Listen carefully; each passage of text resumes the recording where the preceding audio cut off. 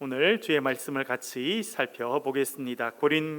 갈라디아서 강해의 세 번째 시간입니다. 복음을 향한 열정, 그런 제목으로 같이 말씀을 나누도록 하겠습니다.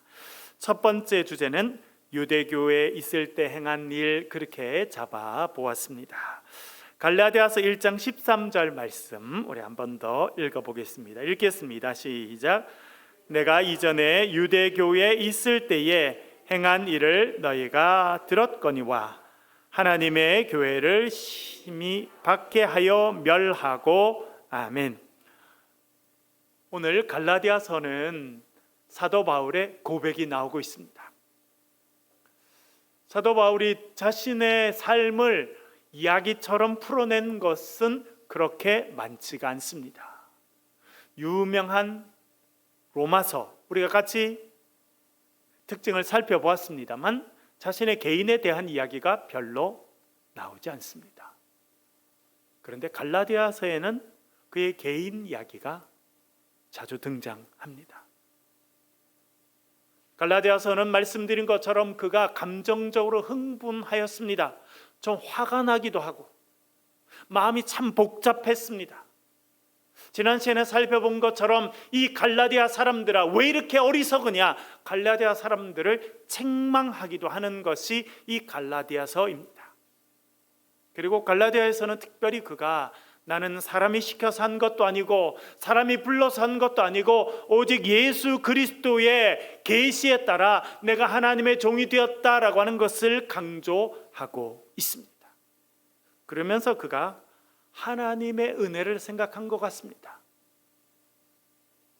나는 이렇게 하나님의 종으로 쓰임 받을 만한 자격이 없다는 것을 그는 늘 생각하고 있었습니다. 하나님 앞에 저주받아야 되고 심판을 경험해야 될 그런 사람인데 하나님께서 자신을 불러주셨다, 그 감격 가운데 살았습니다. 여러분들은 어떤 감격이 있으십니까? 여러분 어떤 감격이 있으세요? 제가 오늘 교회를 또 말씀을 준비하고 또 교회를 생각하고 기도하고 하던 중에 간증을 하나 들었습니다. 이제 방송으로 나오는 간증인데, 한때 그는 일본 유학도 하고 또 부산에서 장사를 해서 아주 큰 거부가 되었는데, 그는 고아 출신인데 하나님께서 선교사님들을 만나게 하셔서 선교사님들 통해서 교육을 받게 하시고, 그래서 학교를 다니고 일본의 명치대학에 가서 대학원까지 졸업하고, 자기는 고아 출신인데 하나님께서 자기를 사랑하셔서 선교사를 통해서 불러주시고 하나님을 섬기는 사람이 되게 하시고, 여러분 그 당시 우리가 막 해방되고 난 다음에 일본에서 명치대학에서 대학원까지 졸업한 이 엘리트가 이제 사업을 시작했는데 사업이 승승장구했대요. 그런데 그러니까 유혹이 많아졌다는 거예요. 주일날 예배 드릴 때도 누가 와서 만나자 그러고 사업차 만나자 그러고, 또 잘 나가는 사람들이 자기를 식사 대접하게 되고, 또 예쁜 배우들이 와서 자기랑 데이트하자 그러고, 그래서 주일을 한 번 빠지고 두 번 빠지고 세 번 빠지고 그러다가 아예 교회 안 나가게 됐다. 하나님께서 자기를 불러주셨는데, 자기에게 인생의 형통함을 허락해 주셨는데 하나님 은혜를 다 잊어먹고 자기가 잘나서 그런 줄 알고 살다가 한 번에 사업이 다 망했다는 거예요. 그래서 자기가 독약을 마시고 자살을 시도했는데 죽지 않았어요. 산에서 독약을 마셨는데 죽지 않고 살아서 눈을 뜨게 됐는데 자기 앞에 예수님이 나타나셨다는 거예요. 그리고 내가 너를 사랑해서 그렇게 은혜를 베풀어 줬는데 너는 어떻게 지금 여기 누워 있느냐 그러시더라는 거예요. 그래서 그가 일어나서 산에 내려와서 교회를 가기 시작하고, 그리고 다시 하나님의 일을 하는 사람이 됐다, 그런 간증을 읽어보았습니다. 여러분들은 어떤 자격이 있으셔서 하나님께서 여러분들을 지금 이 자리에 불러주셨습니까? 여러분들은 어떤 갑자기 있으셔서 하나님께서 여러분을 하나님의 자녀 삼아주시고 예수 그리스도의 십자가 보혈로 여러분을 씻겨주시고 천국의 소망을 가진 사람으로 살게 하셨습니까?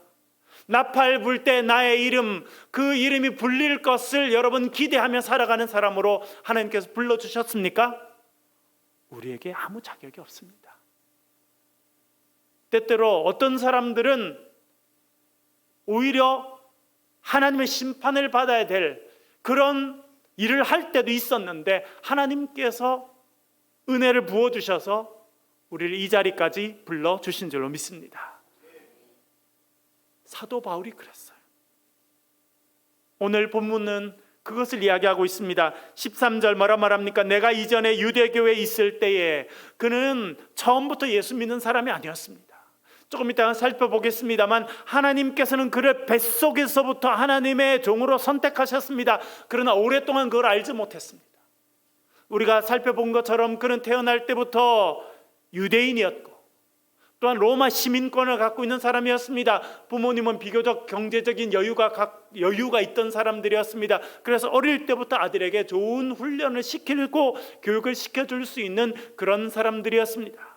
그는 젊을 때 엘리트로 성장했습니다. 적어도 3개 내지 4개 나라 말은 유창하게 할 수 있는 국제적인 인물로 훈련받았습니다. 로마 시민으로 훈련받았을 뿐만 아니라 나중에는 그가 유대교 안에서 가장 강력한 종파인 바리새인 중에 바리새인으로 성장하게 되었습니다. 바리새인 스승님들 가운데 가장 유명한 스승이었던 가말리엘 밑에서 그는 훈련받은 엘리트 중에 엘리트로 성장했습니다.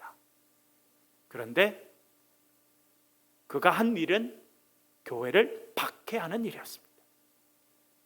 여러분, 좋은 교육 받는다고 꼭 좋은 일 하는 거 아닙니다. 여러분, 세상을 둘러보세요. 세상을 정말 힘들게 하는 사람들은요, 특징이 있어요. 대부분 좋은 대학 출신이에요. 대부분요, 아주 세상적으로 잘 나가는 사람들이에요.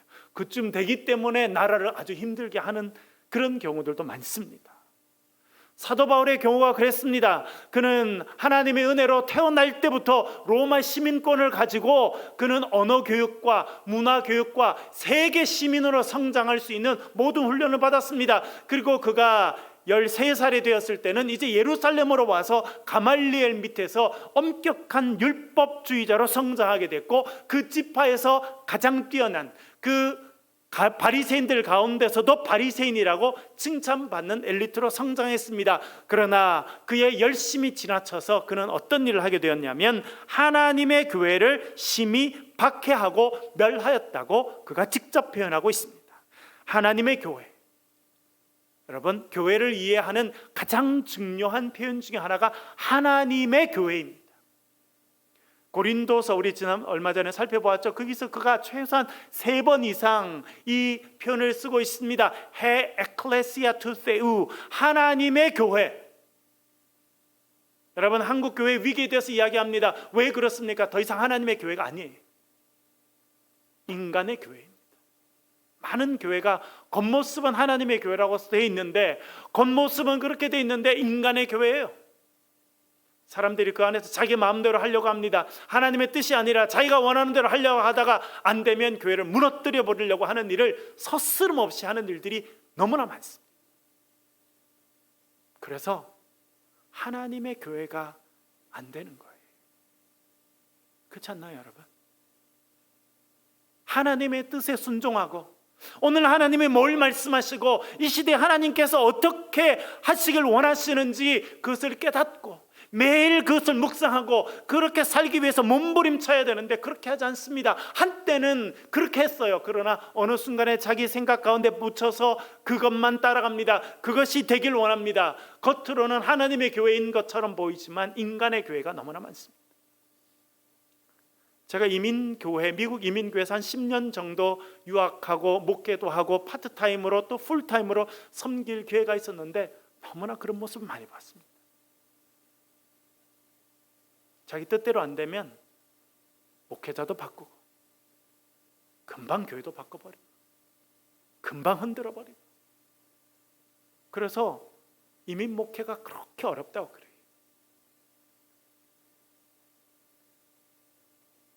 이민 목회를 하는 중에 한 번은 제가 미국에 있을 때 속해된 교단의 총회가 있어서 같이 모였는데 어느 목사님이 특강하면서 그러더라고요.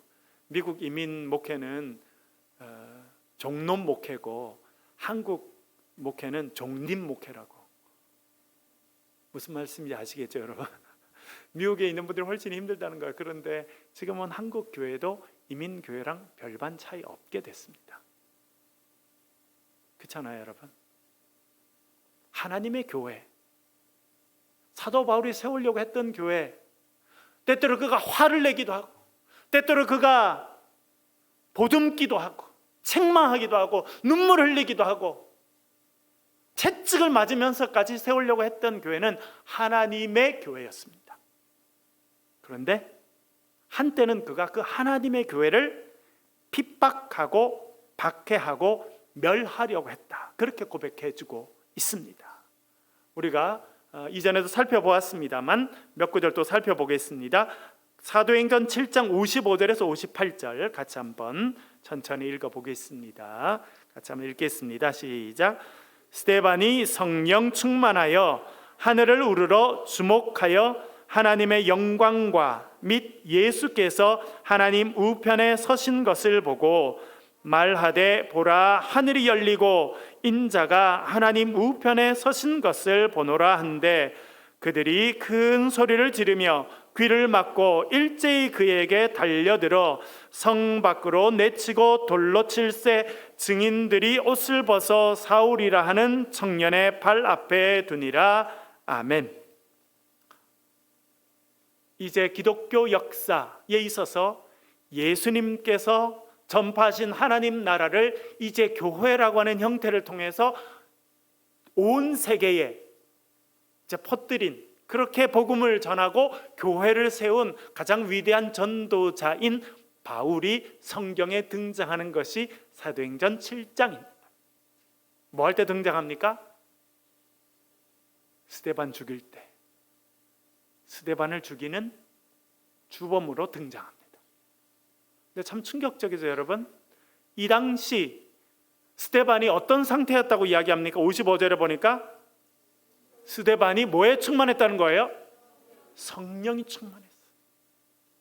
하나님께서 초대교회에 사도들을 보내셨습니다. 베드로와 야고보와 요한, 그 사도들이 복음을 전할 때 많은 사람들이 왔습니다. 그 많은 일들을 목회자 역할을 하고 있었던 사도들이 다 감당하지 못해서 성령에 충만한 사람 7명을 집사로 선택해 세웁니다.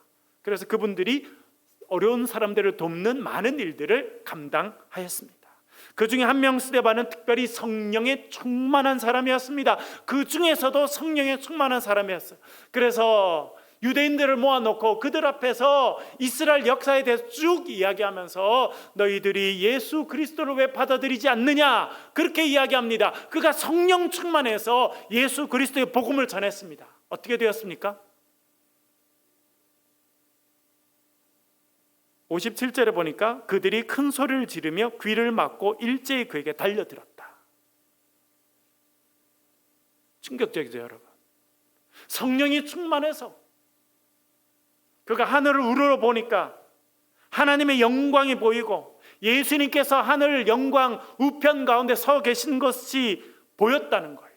그처럼 그의 영혼이 열리고 성령이 충만한 상태로 말씀을 전했는데 그 듣는 사람들이 귀를 막고 큰 소리를 치고 그에게 달려들었다는 거예요. 특징이에요, 여러분. 무너뜨리는 일을 하는 사람들의 특징은 귀를 일단 막습니다. 듣지 않아요. 말씀이 들려도 듣지 않습니다. 하나님의 말씀이 들려도 듣지 않아요. 왜 귀를 막습니다? 왜 그래요? 듣는 게 괴롭거든요. 내 마음에 있고 내가 원하는 대로 하길 원하는데 하나님의 말씀이 들리는 것은 엄청 괴로운 일입니다. 그래서 귀를 막아버리는 거예요. 그리고 성령이 충만한 스데반에게 달려들었습니다.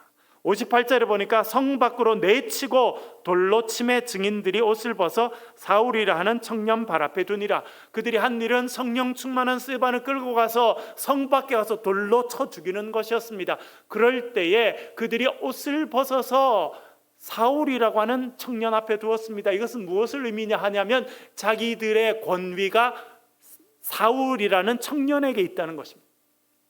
다시 말씀드리면 자기들이 그렇게 스데반을 끌고 나아가고 돌로 치는 그 모든 일을 주동하고 이끌어가는 사람이 청년 사울이었다고 하는 것을 말해주고 있습니다. 기독교 역사에 영원히 남아있는 위대한 복음 전도자요 신학자인 사도 바울, 그의 등장은 이렇게 시작합니다. 스데반을, 그것도 성령이 충만한, 그래서 영안이 열려서 하나님의 역사를 보고 말씀을 전하는 그 스데반을 끌고 가서 처참하게 쳐 죽이는 그 일을 주도한 사람으로 나옵니다. 많이 못 배워서 그랬습니까? 열심이 없어서 그랬습니까? 아니요, 너무 많이 배워서 그렇기도 하고, 그리고 너무 열심이 많아서 그래요. 그는 그렇게 초대교회의 7 집사 중에 한 명이었던 스데반을 쳐 죽입니다. 그걸로 끝나지 않고 이제는 교회 전체를 무너뜨려야겠다라고 생각합니다. 나중에 그는 알게 되죠. 자기가 한 일이 하나님의 교회를 무너뜨리는 일이었다. 그러나 그때는 그는 확신 가운데 일하게 됩니다. 사도행전 8장 3절 한번 읽어보겠습니다. 읽겠습니다. 시작. 사울이 교회를 잔멸할새 각 집에 들어가 남녀를 끌어다가 옥에 넘기니라. 아멘. 교회, 하나님의 교회죠. 그러나 그는 확신 가운데 있었습니다. 이 하나님의 교회라고 불려지는 곳은 없어져야 될 것이다 확신했습니다. 왜? 자기 생각과 달랐거든요. 자기가 확신하는 것과 달랐어요. 자기가 생각하는 하나님의 일은 그런 일이 아니었습니다. 자기가 엘리트로 성장해서 율법을 배우고 가말리엘 밑에서 구약 성경을 배우고 배운 그 하나님의 역사하시는 방식이 자기는 있다 생각하고 그걸 자기가 온전히 안다 생각했어요. 그런데 예수 믿는 사람들이 모여서 세운 그 하나님의 교회는요, 교회가 아니라고 생각했어요. 왜? 자기 판단에 틀렸거든요. 그래서 없애보기로 결단합니다. 그리고 참 재밌어요, 여러분. 예전에 보면 그런 게 있잖아요. 여기 그 전라남도에도 이렇게 가게 되면 신안군 그런 데가 있는데 여러분 가보신 분도 계시겠습니다만 거기 가보면 그 6.25 때 복음을 전한 전도사님 이야기가 나옵니다. 그가 부흥회 때 은혜를 받고 섬마다 다니면서 복음을 전했어요. 자기처럼 인생의 처참한 삶을 살아가고 결혼했으나 남편에게 버림받고 남편은 또 다른 살림 차리고 자기는 집에서도 나가게 되고 어디서 사랑받지도 못하고 먹고 살기도 힘든 어디서 인정받을 수 없는 그런 인생이었는데 복음 전하는 목전의 말씀을 듣고 은혜를 받고 자기처럼 살아가는 불쌍한 여인들을 돕기 위해서 섬마다 다니면서 복음을 전하는 전사님이 계셨습니다. 그런데 6.25 전쟁이 일어났어요. 공산군들이 내려옵니다. 이야기를 들어보니까 섬마다 다니면서 예수를 전하는 여자 전도사가 있다는 거예요. 그래서 기록에 보니까 그 여자 전도사님을 찾기 위해서 공산군들이 각 집을 다 수색했다. 근데 사도 바울이 그랬어요. 예수 믿는 사람들 감옥에 던지기 위해서 각 집을 다 수색하면서 그렇게 했다는 겁니다. 그렇게 해서 붙잡히면 그들을 잡아서 감옥에 던져 집어넣는 그런 일들을 했다는 겁니다. 그렇게 교회를 박해하였다. 사울이 교회를 잔멸할세라 그렇게 했습니다. 교회를 완전히 무너뜨려 보려고 했다는 것입니다. 왜? 자기가 생각하는 하나님의 일과 달랐기 때문에 그렇습니다. 그는 고린도전서 15장 9절에 이렇게 또 이야기합니다. 같이 한번 읽어보겠습니다. 고린도전서 15장 9절입니다. 읽겠습니다. 시작. 나는 사도 중에 가장 작은 자라. 나는 하나님의 교회를 박해하였으므로 사도라 칭함받기를 감당하지 못할 자니라. 아멘. 자기는 뭘 했다는 겁니까? 하나님의 교회를 박해하였다. 여기도 하나님의 교회라는 단어를 쓰지요. 사도 바울이 세우려고 하는 교회는요, 그가 결국 박해했던 교회였습니다. 그 교회는 무엇이냐면 하나님의 교회, 하나님께 주인 되시는 교회고, 하나님만이 영광 받으시는 교회고, 하나님만이 예배 받으시는 교회, 그 교회 하나님의 교회였는데 그 교회를 자기가 박해했다. 그래서 자기는 사도라 칭함을 받기에 합당하지 못하다. 나는 사실은 저주받고 심판받아야 될 사람인데 하나님께서 자기를 불러주셨다는 겁니다. 자녀 삼아준 것도 감사한데 하나님께서 자신을 사도라 불러주셨는데 자기는 누군가가 자기를 향해서 사도 바울 선생님, 사도 바울, 파울로스 아포스톨로스, 파울로스는 바울이라는 뜻이고요, 헬라말로 아포스톨로스는 사도라고 하는 뜻입니다. 파울로스 아포스톨로스 이렇게 불렀을 것 같아요. 그를 향해서 사람들이 사도요 그렇게 불러줄 때마다 그는 나는 자격이 없는데, 나는 하나님의 교회를 핍박했는데, 나는 하나님 앞에 저주받아 마땅한 인생인데 하나님이 나를 불러주셨구나, 그렇게 감격했다는 것을 알려주고 있습니다. 그러면 젊은 엘리트였고 적어도 3개국어 4개국어를 능통하게, 여러분 지금도 3개국어 4개국어 하기는 좀 어렵잖아요. 물론 여러분들 중에 잘하는 분들도 또 계시긴 해요. 경상도 말, 전라도 말, 서울 말, 또 제주도 말까지도 배워가지고 혼자 없어예 이런 말 배워가지고 난 한 4개국어 할 수 있다 이런 분이 계실지도 모르겠는데, 여러분 뭐 그런 사투리가 아니라 정말 요즘에도 3개국어 4개국어 하기가 참 어렵거든요. 근데 사도 바울은 적어도 4개국어 정도를 하는 엘리트였다고 생각이 됩니다. 그런데 교육을 못 받은 사람도 아니고 무식한 사람도 아니고 왜 그렇게 핍박했을까요? 하나님의 교회를 왜 이렇게 처참하게 교회를 짓밟고 교회를, 예수 믿는 사람들을 잡아 죽이려고 했을까요? 1장 14절 한번 읽어보겠습니다. 1장 14절 같이 읽겠습니다. 시작. 내가 내 동족 중 여러 영갑자보다 유대교를 지나치게 믿어 내 조상의 전통에 대하여 더욱 열심히 있었으나. 아멘. 얼마 전에 제가 후배 한 명이랑, 제 아주 가까운 후배 한 명이랑 통화했는데 여러 가지 좀 목회에 관련된, 그 후배도 아주 목회를 잘하고 있습니다. 여러 가지 이야기를 했는데 어떤 이야기를 했냐면 넘치는 것보다는 조금 모자란 게 낫다, 그런 이야기를 했습니다. 제가 좀 배워가는 게 그거예요. 저는 좀 넘치는 게 좋지 않나 이렇게 생각하며 오래 살았거든요. 그래서 딴 친구보다 좀 더 해야 된다, 딴 사람보다 좀 더 해야 된다, 이런 생각을 많이 하고 지냈는데 목회를 하면서 하나 배운 거는 넘치는 것보다는 조금 모자란 게 낫겠다. 그래서 하나님, 제가 조금만 모자란 사람 되게 도와주십시오 기도하고 있습니다. 넘치는 것보다는 조금 모자란 게 낫더라고요. 근데 사도 바울의 삶은 넘치는 삶이었어요. 왜요? 그는요 열정이 있었거든요.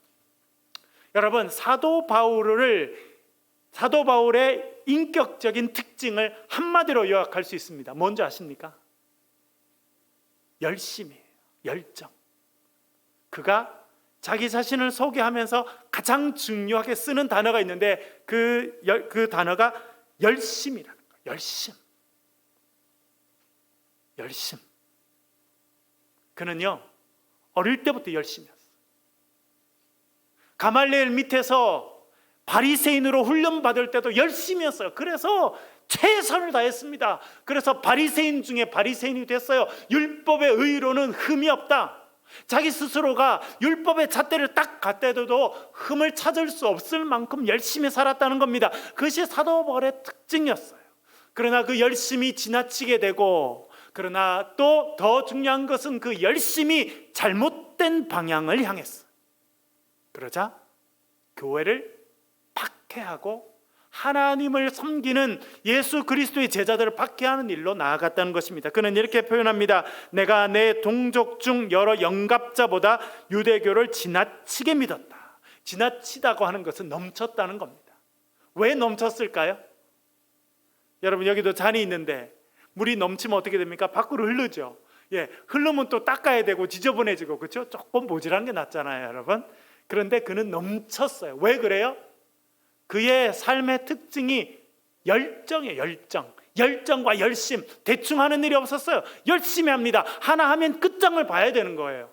그래서 그것이 그가 어릴 때 헬라 철학과 로마의 문화를 배울 때도 그렇게 했을 것 같고, 그가 이제 사춘기가 되고 13살이 넘어서 성인식을 한 다음에 그가 율법을 배울 때도 그는 열심히 했어요. 그래서 그는 젊은 나이에 수많은 사람들이 이끌어가는 엘리트 청년 리더로 설 수 있었습니다. 그의 삶은 열정의 삶이었어요. 그러나 그것이 유대교에 있을 때 방향이 잘못 정해졌어. 그의 생각이 너무 율법 가운데 좁아져서 그의 열심과 열정이 하나님의 교회를 박해하고 무너뜨리는 데 쓰임받았다고 하는 것입니다. 그런데 여러분, 그가 그렇게 열정이 있었기 때문에 결국은 하나님 앞에 위대한 사람으로 쓰임받게 되었습니다. 그 열정과 열심이 잘못된 방향에 이끌렸을 때는 사람을 죽이고 박해하고 교회를 무너뜨리는 일에 쓰임받았지만, 이제 부활하신 예수 그리스도를 다메섹 교회에 만난 다음에는 그의 열심과 열정과 철저함은 로마 세계를 뒤엎는, 복음으로 전 세계를 다시 새롭게 만들어내는 위대한 하나님의 일에 쓰임받았다고 하는 것을 우리는 알게 됩니다. 제가 아주 친한 선배님이 계신데 요즘에도 연락도 자주 하고 가끔 뵙습니다. 이렇게 근처에서 목회하시다가 최근에는 이제 수도권으로 올라가셨는데, 그 선배가 제가 대학 다닐 때부터 아주 친하게 지냈습니다. 근데 어느 서울의 아주 큰 교회에서 부목사를 하고 있었거든요. 제가 유학하는 중에. 그래서 유학하는 중에도 언제 한번 연락을 했습니다. 그래서 형님 이제 담임 목사로 가시고 해야 되는데 어떻게 기도하세요? 제가 물었어요. 어떤 교회 가서 어떻게 목회할 수 있도록 기도하세요? 그랬더니 자기가 기도하는 거는 간단하다는 거예요. 그래서 뭐라 기도하냐 그랬더니, 주님, 제 성깔대로 목회하는 대로 보내주시옵소서, 그렇게 기도한다는 거예요. 그래서 왜 그러냐 그랬더니, 아무리 내가 생각해봐도 나는 그냥 나 아닌 척하고 그렇게 목회할 수밖에 하기는 어렵다는 거예요. 그 사도 바울도 보라고 얼마나 성깔이 있었냐고, 성깔대로 목회인지 않았냐고. 그래서 자기도 성깔대로 목회할 수 있는 대로 보내달라고 그렇게 기도했다. 어떻게 됐을까요? Yes and No입니다. 한편은 이루어졌고 한편은 안 이루어졌고. 여러분, 그게 우리의 삶의 현실이잖아요. 여러분, 성깔대로만 다 할 수 있나요? 한편으로는 하나님께서 우리를 지으시고 만드시고 여러분에게 특징을 주시고 재능을 주시고 달란트를 주신 걸로 하나님 영광 받으세요. 그러나 우리 마음대로는 살지 못합니다. 왜요? 그렇게 살면 안 되니까. 그래서 늘 우리의 연약함을 주님 앞에 고백하게 하고 주님 앞에 기도하게 하고 십자가 앞에서 우리 자신을 내려치고 그 우리의 생각과 우리의 계획들을 주님의 십자가 앞에 내려놓는 그런 훈련을 하게 하는 겁니다. 사도 바울, 그는 열심의 사람이었습니다. 영어로 써서 죄송합니다만 Man of Passion. 그는 패션의 사람이었다. 패션. 여러분, 패션이 아니고요, 패션이 아니고, F로 하면 패션은 아주 옷 잘 입는 사람이고, 패션, 열정의 사람이었다는 거예요. 여러분, 예수 그리스도를 위한 열정의 사람이 되실 수 있기를 바랍니다. 사도 바울이 어떻게 쓰임 받았느냐? 그리고 사도 바울 머리에 있었던 한 문장이 있었다고 생각됩니다. 그가 율법을 배우면서 머릿속에 각인된 생각, 결국 이 구약에 나오는 구절 하나가 그의 삶을 이끌었다고 생각되는데요. 신명기 21장 23절입니다. 읽어보겠습니다. 읽겠습니다. 시작. 그 시체를 나무 위에 밤새도록 두지 말고 그 날에 장사하여 내 하나님 여호와께서 내게 기업으로 주시는 땅을 더럽히지 말라. 나무에 달린 자는 하나님께 저주를 받았음이니라. 아멘. 제일 뒤에 구절 제가 줄을 쳐놨죠. 이 구절은 여러분 꼭 기억할 필요가 있을 만큼 신학적으로 중요합니다. 그리고 갈라디아서 우리가 조금 더 배워보겠는데요. 조금 더 배우면 사도 바울이 이 구절을 똑같이 씁니다. 왜? 그의 마음에 깊이 남겨 있었던 율법의 구절 중에 하나였어요. 그는 이 말씀을 딱 붙잡고 확신했어요. 야, 예수 믿는 사람 죽여야겠다. 왜요? 나무에 달린 자는 뭐 했다고요? 하나님께 저주를 받았다. 너무나 분명하잖아요. 율법에 있는 말씀 신명기 21장 23절 너무나 중요하고 너무나 확실합니다. 나무에 달려 죽은 자 하나님께 저주를 받은 자다. 그런데 누가 나무 달려 죽었어요? 예수님. 이 율법의 말씀을 딱 보니까 십자가 위에 나무 위에 달려서 조롱받으며 처참하게 죽은 예수는 뭐한 자다? 하나님 앞에 저주받은 자. 너무 분명해요. 두 번 생각할 것도 없어요. 그런데 이 예수 믿는 인간들은 그 나무 위에 달린 예수를 뭐라고 말해요? 하나님의 아들이라네. 다윗의 후손으로 올 메시아라네. 그 십자가에 달린 그 처참한 나무 십자가에 달린 예수를 통해서 하나님의 자녀가 된다네. 이런 무식하고 이런 말도 안 되는 이를 믿는 이단들이 어딨나. 사도 바울은 아마 이때 확신했을 것 같아요. 저 예수 믿는 자들은 이단이다. 그래서 저들을 없애는 것이 하나님께 영광이 될 것이다 생각했어요. 무서운 일이죠, 여러분. 어떤 사람들은요, 잘못된 확신 가운데 있어서 남을 파괴하고 죽이는 것이 하나님을 영화롭게 하는 일이라고 생각하는 사람들도 생각보다 많습니다.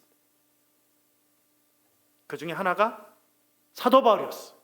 사도 바울이 되기 전에 사울로 불리고 살 때 그는 확신했습니다. 왜? 신명기 21장 23절 너무나 중요하지 않느냐, 너무나 명백하지 않느냐. 나무에 달려 죽은 자는 하나님께 저주를 받았다. 그래서 아무리 사람을 시체를 나무에 달더라도 밤새 두지 말고 내리라는 거예요. 그것이 율법의 가르침이었습니다. 그런데 이 나무에 달린 예수를 메시아라고 믿고 특별히 너무나 무엄하게도 하나님의 아들이라고 선포하고 다니는 저 인간들은 없어져야겠다. 그는 확신하게 된 것입니다. 빌립보서 3장 6절 한번 읽겠습니다. 시작.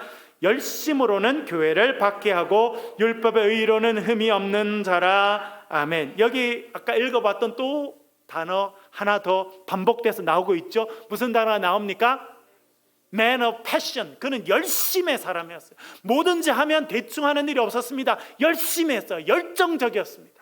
그래서 그 열심이, 그 열정이 교회를 박해하는 쪽으로 향하자 교회를 완전히 없애버리는 일까지 하게 되었다는 것입니다. 그 뒤에 이렇게 말하죠. 율법의 의로는 흠이 없는 자라. 그가 율법을 지키는 일에 열심을 내어서는 흠이 없는 자라고 평가받을 만큼 살았다라고 하는 것입니다. 로마서, 사도 바울이 로마에 있는 사람들에게 쓴 로마서 10장 2절 이렇게 말합니다. 읽어보겠습니다. 시작. 내가 증언하노니 그들이 하나님께 열심히 있으나 올바른 지식을 따른 것은 아니니라. 아멘. 이것은요, 사도 바울이 자기 자신을 향해서 늘 생각했던 거였어요. 예수 믿고 난 다음에 복음을 전하는 사도가 된 다음에 그가 알고 깨닫고 이제 로마에 있는 사람들에게 말하는 것이 있습니다. 그것은 무엇이냐면 하나님께 열심히 있으나 올바른 지식을 따른 것이 아니다. 무서운 일이죠, 여러분. 열심히 있는 사람들이 뭔가 중요한 일을 합니다. 그러나 열심히 있는 사람들이 교회도 무너뜨리고요, 열심히 있는 사람들이 나라도 무너뜨립니다. 왜요? 올바른 지식이 없어요. 잘못된 지식. 아까 보셨죠, 여러분? 스데반이 성령에 충만해서 하나님 말씀을 전했으면 들어야 되는데 귀 막고 달려들어서 공격하는 사람들, 그런 사람들, 이런 사람들. 올바른 지식이 아니라 잘못된 지식 가운데 열심을 내면 그건 아주 부정적인 일이 됩니다. 그 일을 누가 했어요? 실제로는 사울이 했어요. 예수님 만나기 전에 사울이 열정적인 사람이었고 엘리트였고 열심 있는 사람이었고 조직적인 사람이었는데 잘못된 지식을 갖고 잘못된 것을 알고 사니까 그 열심이 교회를 박해하는 것으로 드러났다. 그렇게 이야기합니다. 그러면 하나님께서는 왜 우리에게 열심을 주실까요, 여러분? 디도서 2장 14절 같이 한번 읽겠습니다. 디도서 2장 14절 말씀 같이 읽겠습니다. 시작. 그가 우리를 자신을 주심은 모든 불법에서 우리를 속량하시고 우리를 깨끗하게 하사 선한 일을 열심히 하는 자기 백성이 되게 하려 하심이라. 할렐루야. 우리에게 열심을 주신 이유는 뭐라는 겁니까, 여러분? 선한 일을 열심히 하는 자기 백성, 하나님의 백성이 되도록 하게 하심이다는 것입니다. 여러분, 하나님께서 여러분에게 건강 주셨습니까? 하나님께서 여러분에게 물질을 주셨습니까? 여러분이 하나님께서 여러분에게 지식을 주셨습니까? 열정을 주셨습니까? 꿈을 주셨습니까?